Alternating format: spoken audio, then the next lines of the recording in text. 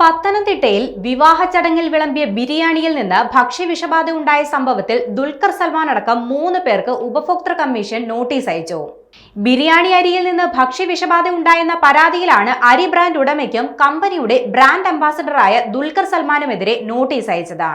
നടൻ Dulquer സൽമാനോടും rice brand biryani അരി company ഉടമയോടും December 3-ന് commission മുൻപാകെ ഹാജരാകാനാണ് നിർദ്ദേശം നൽകിയിരിക്കുന്നത്.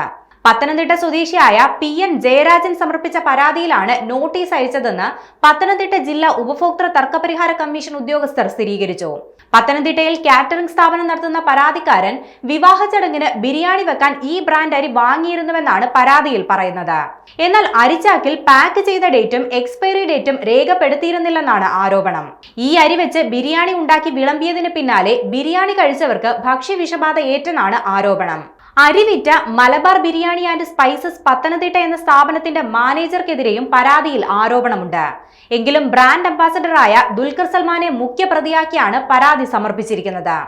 ദുൽഖർ സൽമാന്റെ പരസ്യം കണ്ട് സ്വാധീനിക്കപ്പെട്ടാണ് താൻ ഈ അരി വാങ്ങിയതെന്നാണ് പരാതിക്കാരൻ പറയുന്നത്. തന്റെ ബിസിനസിന്റെ സത്കീർത്തി കളങ്കപ്പെടുത്തിയതിന് ഇവരാണ് കാരണക്കാരെന്ന് പരാതിക്കാരൻ ആരോപിച്ചിട്ടുണ്ട്. അരിക്ക് ചിലവായ 10,250 രൂപയ്ക്ക് പുറമെ 5 ലക്ഷം രൂപയാണ് പരാതിക്കാരൻ നഷ്ടപരിഹാരമായി ആവശ്യപ്പെട്ടിരിക്കുന്നത്.